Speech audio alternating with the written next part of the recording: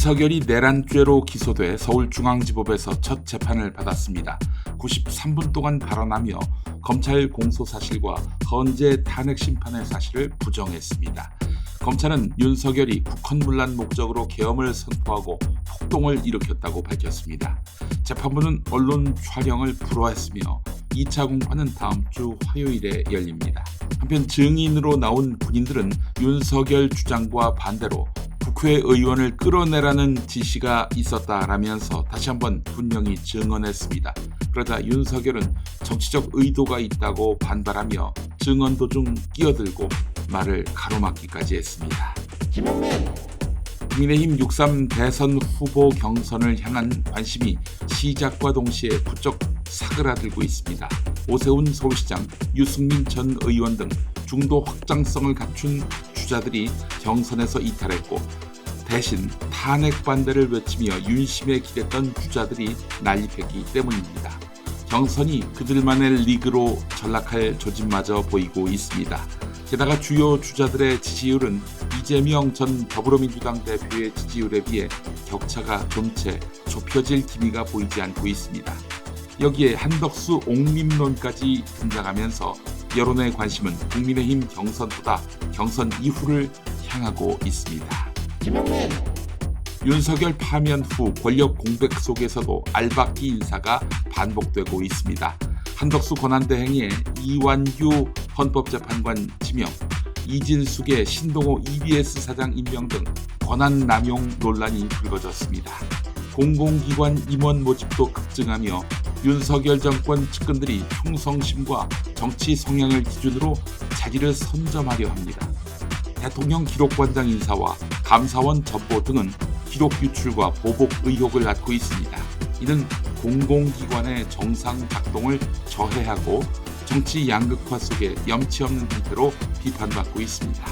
감사원이 이럴 때 기능하라고 존재하고 있는데 이와 관련해 감사원은 개점 휴업 상태입니다.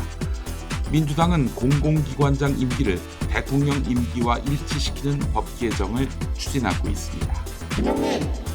36살 남모 씨는 부정선거 의혹에 휩싸여 서울 서구지법 폭력 사태에 가담했고 재판에서 혐의를 인정하며 선거제도 개혁을 주장했습니다.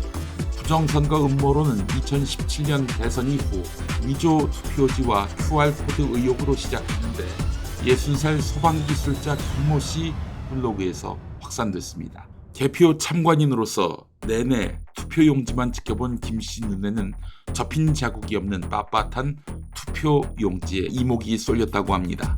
정치권과 운동가들이 이를 부추기며 사회적 혼란으로 이어진 것이고요. 대법원과 헌법재판소는 부정선거 의혹을 부인했습니다. 하지만 음모론은 정치적 양극화 속에서 폭력성을 띠며 번지고 있습니다.